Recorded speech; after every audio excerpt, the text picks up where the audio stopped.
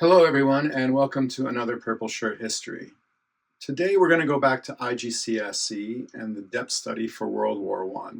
We're done with the AS videos for the time being, and I want to do the IGCSE depth studies for World War I and World War II before we make the jump over to AL and then eventually to the AP tests. In addition to this IGCSE video for World War I, I'll do an AL Paper 3 video for World War I as well, so be on the lookout for that. Before we start with the content, can you take just a second to hit the like button and subscribe so other people can watch this video and find it through this maze of YouTube. Thank you very much for the help. I really appreciate it. Now grab your pen, notebook, relax, get comfortable, and let's learn about the depth study for IGCSE World War I. The Great War from 1914 to 1918.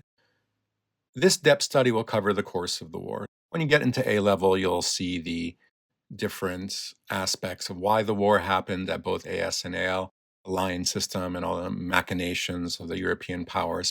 Now we're just going to get into what actually happened during the course of the war. The first bullet point says, why was there a stalemate on the Western Front? At the time, they didn't know how new these weapons were that were being developed in the 19th century. All of these weapons really favored defense over offense. In the 1800s, we had the Napoleonic Wars. People are on horses. They have single-shot weapons. Now, in trench warfare in World War I, one machine gunner can kill hundreds of guys, if not thousands. There's a huge aspect of this war that is brand new, and it's mechanized, meaning one person with enough machines can take out hundreds of people, if not thousands. To what extent was it a world war? I personally think to a large extent. There are theaters that are not involved. South America, North America, you can say there was no fighting, but the Atlantic was a battleground. There was a U-boat fleet from Germany that was prowling these waters, trying to stop supplies getting to Britain. And the oceans, which cover the majority of the world, were in play. Naturally, the fighting in Europe is extremely heavy. The Middle East, parts of Africa, Asia. So there is a wide geographic range for this war. Winston Churchill actually argued the 7 Years' War, the French and Indian War, was the First World War, and I tend to agree with him on that one as well. So not exactly the First World War, in my opinion, but this was also global in scale. How important were the other fronts? It's up to you to read and research. I'll not give you my opinion. Oh, so Western-centric. Now, you got to know what's going on everywhere. So know what was going on in the Gallipoli campaign in Turkey, know what was going on in the colonies of Africa, know what the Japanese were doing in the Pacific. So there's all these other fronts, the Atlantic, as we said, with the convoys and the U-boats that eventually get America involved in the war. Mexico even has a small cameo in World War I as the Germans try to approach them to invade the U.S. to get back the land that was lost in the Mexican-American War in 1848. So there's stuff going on everywhere, for sure. It's up to you to evaluate how important those things were. Last one, why did Germany ask for an armistice in 1918? The short answer is they were completely cooked. They threw everything into one last roll of the dice, one last offensive. After they knocked out the Russian Empire, they were able to swing everything to the Western Front before the Americans got there in force, and it didn't work. Their goose was cooked. Okay, here's some keywords. The Schlieffen Plan was the plan of victory for Germany to march through Belgium and to invade France, knocking them out, capture Paris, much like they did in the Franco-Prussian War. And this sets the dominoes for the Western powers to get involved. So invading Belgium violated their neutrality, which was guaranteed by Britain. So Britain was forced into the war by a treaty. Of course, France and Germany are fighting each other. Eventually down the line, because of the relationship of the democracies, it'll pull America into the war on the Allied side, and the Schlieffen Plan doesn't work. And many historians are kind of throwing some shade onto the Schlieffen Plan now, saying, was this the actual plan? There was von Moltke Sr. and von Moltke Jr. You can look at them. Von Moltke Sr. was a big hero, and his son was in charge of the German forces during the early days of World War I, and there is a lot of, not controversy, but just disagreement between historians these days. I cannot recommend highly enough a podcast series by Dan Carlin under the Hardcore History banner called Blueprint for Armageddon. I think it's 5 or 6 parts. It's been a while since I listened to it, but it is absolutely phenomenal. It is probably his best series, and he's made a couple good ones. So I will link the Hardcore History Blueprint for Armageddon in the description. It's a long listen. If you think my videos are long, but if you think my stuff is long, Dan Carlin, lock in for a 3.5 hour episode a piece. Definitely worth the investment of your time. Outstanding stuff. Battle of the Marne and Mont, race to the sea, and the First Battle of Ypres.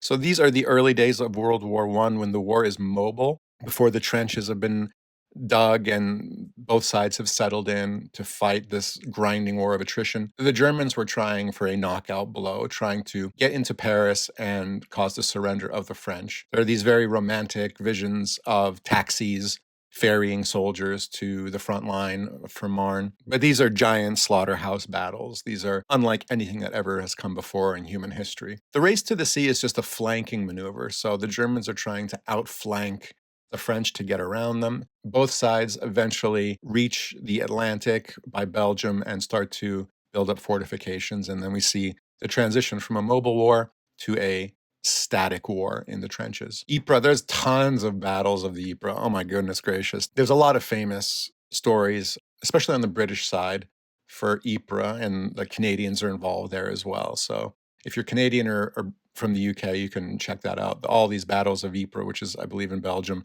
it is really gory and harrowing stuff. But the poetry from that time period is quite moving. So if you're into poetry in your English class, you can look at some of this and maybe do some cross-curricular work. The nature of trench warfare. Trench warfare is very brutal. There's no other way to describe it. After it starts to rain, after the seasons change, we see there's no real drainage of the trench. So soldiers were getting something called trench foot. You know, when you go swimming too long or you're in the bath too long, your toes kind of get pruny. Well, imagine being in wet socks and boots for weeks at a time. Your feet will just kind of wither and explode with all the moisture, and it's absolutely gnarly. So the human impact of the trenches was massive. The artillery bombardments were the biggest in history. If you think the artillery bombardments are loud now, looking at all the wars that are going on in the world as I'm talking to you, just the amount of volume of artillery was greater in World War I. These big guns, gigantic shells. We see the emergence of shell shock, what we call PTSD now. But people would be under artillery bombardment for days at a time, and their minds would just crack. Keep that in mind. The trench warfare, the psychological and physical toll on the soldier was immense. Weapons development. Tanks, they don't come until very late into the war. Machine guns, they've been used in colonial wars and stuff like that already. The Maxim gun, so on and so forth. Airplanes make their debut primarily as a reconnaissance tool, but then eventually we see fighters and bombers, kind of. So there's all types of new weapons being developed on a day-to-day basis. So each side is trying to outdo the other in research and development and get these new weapons into the field to give their side the best advantage. Impact of battles of Verdun and Somme. Verdun and Somme, these are real slaughterhouse battles. There was a new person in charge of the German armed forces after von Moltke. It was a guy named Erich Falkenhayn, and his plan was to bleed France white, just to cause so many casualties. They knew that Verdun was kind of this sacred ground and the French would not surrender it. The German high command wanted to use it as kind of a trap, knowing that they would stay there and try to get as many bodies out of the way as possible through casualties. This was the strategy of the German high command, and it did not work. Somme, the offensive on the other side, so the British are trying to get back some land, trying to push the Germans back. And both of these battles, just know that they're absolute slaughters on both sides without much change in the positional tactical warfare. Experiences of the British Empire on the Western Front. When we say the British Empire, we're talking about people from India, from Africa, from China, all these other types of places, Hong Kongers. Looking at all the people that are under British rule and how they're conscripted into this war is a big deal, because the Indians, they thought if we fight for the British, we'll get our independence. After the war, that's not really the case, and it causes a lot of anger on the Indian side, looking at those and other people not really getting what they wanted out of the deal to defend the UK and the British Empire. We'll see how the experiences are then brought back home to their home countries, and it spurs on independence movements and national self-consciousness later on down the road. The war in Africa, the Germans have some African colonies. They have Southwest German territories, Eastern German colonies in places like Tanzania, Togo in the west of Africa, but they are no match numerically for the British, who have from the tip of the Suez Canal all the way down to South Africa, troops everywhere. So the Germans are forced into a bit of a guerrilla warfare role against the British, but it's an interesting thing to know, and it's a good piece of evidence in your paragraphs. But the war in Africa is a bit of a sideshow compared to the Western Front and the Eastern Front in Europe. Very interesting, but it is significantly less important in the grand scheme of things. Contribution of the Japanese in Asia. There's Qingdao, which is the port city in China. That was a German colony. There's a blockade there. Basically, Japan doesn't have a huge part in this war, but they are allied with the British, and they will add this to their winning streak of wars since the Meiji Restoration. Participation on the winning side of this war is just another fillip, another way to show that Japan is a rising power. The Arab Revolt, this is the famous Lawrence of Arabia. The war at sea, Jutland, is off the coast of Denmark, and it's a gigantic naval battle with battleships. Let me take a second to talk about battleships, because in the late 19th century, there was a book written about naval power and how it is the direct requirement to have an overseas empire and to project power. Jutland is the culmination of this insanely expensive campaign to build dreadnoughts. Dreadnoughts are gigantic ships, both on the British and the German side. The British were really concerned that the Germans were building this huge navy. They had a major shipyard in Kiel, which is in the north of Germany, and they were looking like they were seriously going to try to contest the control of the oceans against the UK. Jutland is kind of a draw. Both sides suffer losses. Nobody wants to risk these really shiny and good-looking and expensive boats. Both bloody each other's noses somewhat. I think the Germans sunk more ships, but the British had more. These ships were so far away they couldn't see each other visually. It was all very much about optics, long range, projection of shells, and shooting artillery, naval barrages from kilometers away, using geometry and the curvature of the earth to hit a target that they can't even see in their scope. Unterseeboot, U-boats, so submarines. Submarines were a huge part of the German Navy. They were very successful in sinking tonnage of ships from the US. They were very successful in sinking tonnage of ships, but the amount of ships and new methods like convoy systems, like destroyers, depth charges, basically throwing bombs in the water that will blow up at a certain depth, that helped turn the tide against the U-boat. The Gallipoli campaign, know that this is a defeat for the Allies. Churchill's involved in this. It's a big fiasco. It really gives him a black eye for a while. They try to open up another front outside of the Western Front around the area of Turkey and the Balkans, and it just doesn't work out at all. The Germans are in control of the straits there, and they have Ottoman troops, and the Gallipoli campaign is a failure for the Allies. Eastern Front and defeat of Russia. So the Russian army in 1914 is undergoing modernization, but it is still way behind Germany in terms of organization, equipment, tactics, everything. Russia is going to get absolutely smashed in two key battles. Write down Tannenberg and write down the Battle of Masurian Lakes, Tannenberg and Masuриan Lakes. These two massive defeats of Russia are a bad omen for the Tsar, and he's going to be abdicating before the end of the war, and he will be dead just a couple of years after the war by the Bolsheviks. Impact on civilians, a lot of suffering, a lot of displaced people. We see conscription. Impact on civilians is very severe. In the first days of the war, people were excited that this war was happening. There was a lot of nationalism. People were rallying around their flags because they thought it was going to be a short little thing. It'll be done by Christmas. We'll win.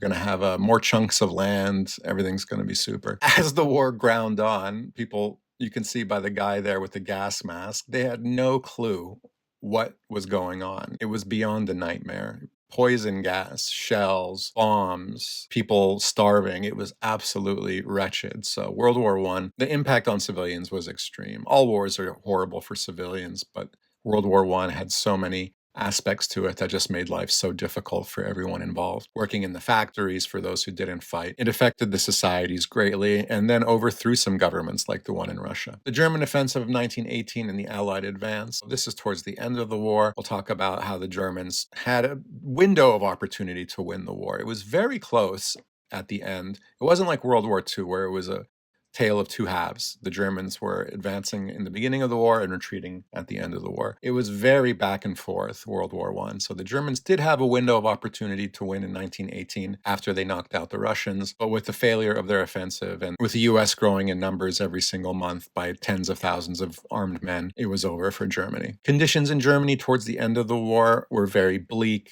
There was something called a turnip winter. People were running out of food. They were melting down church bells to make shells. It was desperate. In the parentheses there, we see the Kiel Mutiny. The Navy is told to do a suicide mission and they rebel. Kaiser's abdication, Kaiser Wilhelm II, he's forced to abdicate, give up his throne, and we'll see the Weimar Republic replace this Kaiserreich that ruled Germany for a very long time. And on November 11th, 1918, we have an armistice. It's not a peace treaty, it's just an agreement to stop fighting. They will hammer out the details of the peace in Versailles at the Paris Peace Conference, and you should know that from the core content. Why was there a stalemate on the Western Front? If you don't know what stalemate means, it just means where neither side can advance. Both sides are equally powerful and there's no advantage to be gained. Why did the Schlieffen Plan fail? I'm going to give a big deal of credit for the Schlieffen Plan's failure to Belgium. The Germans thought that they would march through Belgium, no problem. The Belgians wouldn't do anything, and the Belgians were having none of that. So they opened fire and they really messed up the timetable of Germany.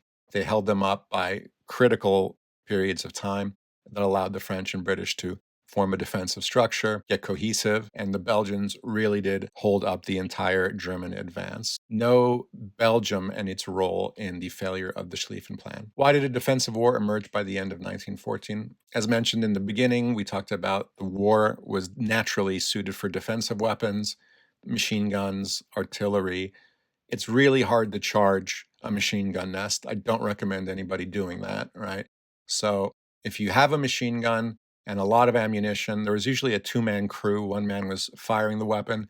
Another person was feeding it boxes of ammunition, hundreds of rounds. So one machine gun nest could stop an entire offensive by itself. So this is really ridiculous when we start to see waves and waves and waves, especially by the Russians, continuing to just run into bullets. Eventually, the common sense of we should stop running into machine gun fire and artillery fire took hold, and we see this defensive war emerging. What was living and fighting in the trenches like? It was horrible. In addition to the trench foot, the shell shock, there's dead bodies everywhere. There's wounded people everywhere. Dead bodies would attract things like rats, and people would get rat bites. Just horrors you can't imagine. I didn't get to see the Netflix All Quiet on the Western Front remake. I read the book when I was in high school. Trenches were quite primitive in the beginning, but then over the course of the war, year after year, we start to see trenches have things like electricity. There are living quarters that have shelter from artillery fire, from the weather. It gets pretty sophisticated by 1918. If you are in France, I would highly recommend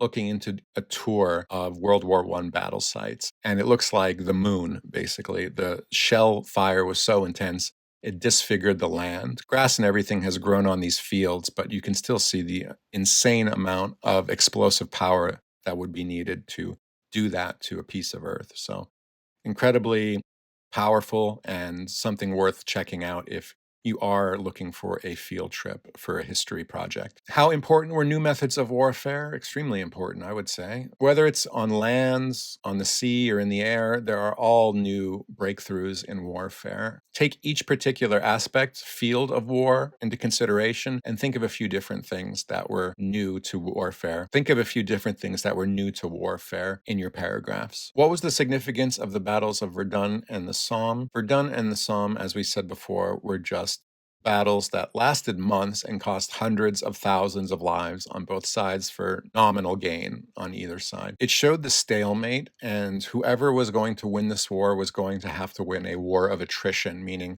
who can continue to pour resources in after they've lost men and material. That's the side that was going to win. How important was the role of troops from the British Empire on the Western Front? The British Empire is gigantic. It has so many different types of people from so many different places. You can start with India, which today is not just India, but also Pakistan and Bangladesh. South Asians were fighting for the British, and their experiences in the war really helped shape the next generation or two of people in that country. What was the contribution of Indian and South African troops in Africa? So Indians were fighting. They're a type of soldier called the Gurkha. They were quite excellent troops. South Africans were a major part of the British Empire in Africa. What was the contribution of Japan to the Allied victory? It's minor, in my opinion, but you can mention the siege of Qingdao and occupation of other German colonies in the Asia-Pacific region.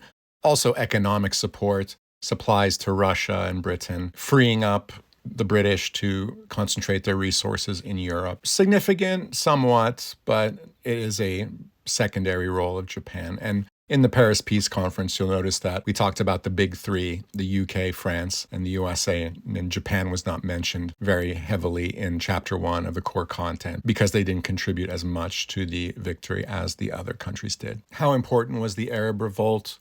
It was important to destabilizing the Ottoman Empire. The Ottoman Empire was connected to the Austro-Hungarian Empire and the German Empire, so there was one continuous line of communication and transport between the Central Powers. With the Arab Revolt, we see that the destabilization of the Ottomans leads them not to be as effective as they could have been and help the Germans out, which would have freed up Germany to fight in different areas of the front on the west and east. Make sure you know that is very significant for the Ottoman Empire. Who won the war at sea? Well, we're going to say Britain because both countries, Germany and Britain, were trying to blockade each other. Germany was being blockaded by Britain. This caused a lot of hunger over time. It was a slow strangulation of Germany, and it did lead to social unrest and eventually led to victory. Why did the Gallipoli campaign of 1915 fail? There were lots of reasons. Geography of the battlefield, the nature of defensive weapons in World War I, a plan that wasn't going to succeed, and good organization of the Ottoman troops by the German command. These were all different things that led to the failure of Gallipoli. How important was the Eastern Front? Well, Germany is fighting a two-front war straight from the get-go in World War I. In the early days of the war, the Russians did invade Germany. They were in East Prussia, but after the two battles that were humongous German victories of Tannenberg and Masurian Lakes, the Russians were pushed back and were not going to reach Berlin. We see the ineptitude of Germany's allies, Austro-Hungary and the Ottoman Empire. Let's focus on Austro-Hungary for a bit. They are doing things that the Germans tell them not to do and then getting the Germans to bail them out, basically. When Italy enters the war, the Austro-Hungarian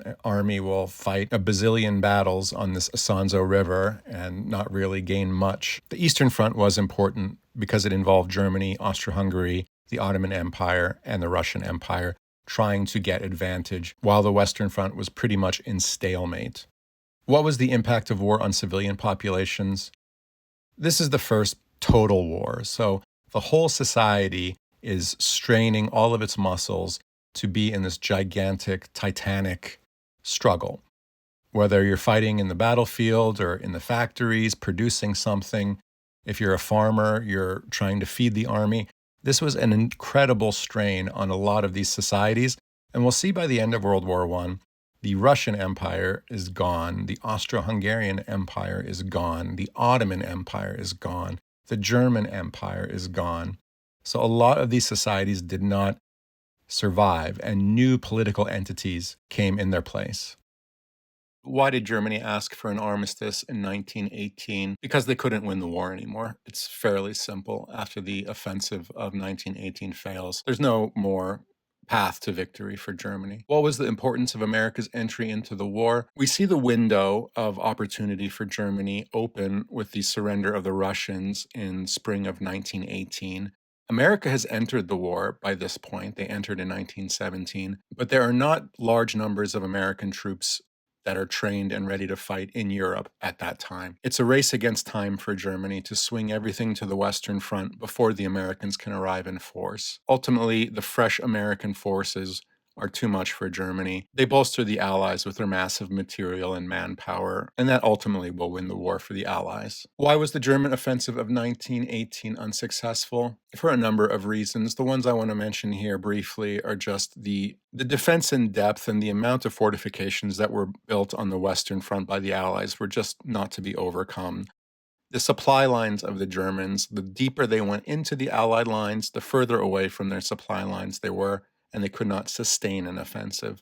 So they did have a lot of success initially with this offensive, but it was not sustainable. The further they got away from their fixed positions, the less ammunition, the less food, the less chance they had for success. Why did the revolution break out in Germany in October 1918? It starts in Kiel with that suicide mission being roundly rejected by the German Navy and revolution breaking out there. We see revolutions in Munich. It is just chaos. So things are happening inside of Germany caused by the war stress, and that is the end of the Kaiserreich. And there will be communist revolutions, democratic revolutions. Germany is in upheaval that will last from October 1918, arguably till 1924. Know the German Communist Revolution. The two names I want you to know are Rosa Luxemburg and Karl Liebknecht. They're mentioned briefly in Chapter 1 of the core content, but very important to know there was a communist revolution attempted in Germany. It did not succeed. There was something called the Munich Soviet. You can look into that too if you wish. Why was the armistice signed? On November 11th, the armistice went into effect. Germany could not win. Everybody wanted the war to end.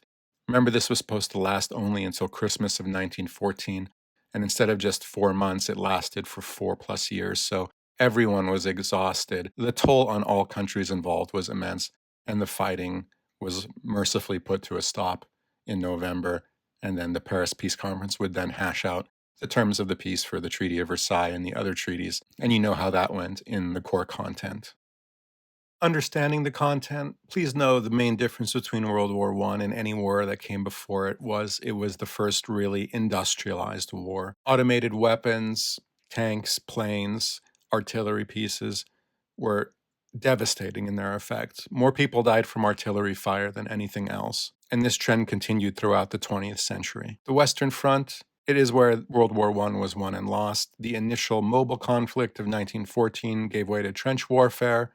It was after that a battle of attrition, and the Allies simply had more resources to draw upon than the Germans. The armistice was an agreement to stop fighting. It was not a peace treaty. It was a big shock to the German people because the propaganda at home was saying they were winning the war, and then suddenly when they agreed to an armistice and they had to give up lands and retreat lands that they were occupying, it was a huge shock, and this was the birth of the stab in the back myth that would ultimately be a contributor to World War II. Another big reason for the armistice was the fear of communist revolutions, not just the one that happened in the Russian Empire, but the German Empire, Italy, France. These were all susceptible to communist takeover by the masses of people that felt like the elites were using their lives for their own gain. Communism rises in the 20th century as a direct result of World War I.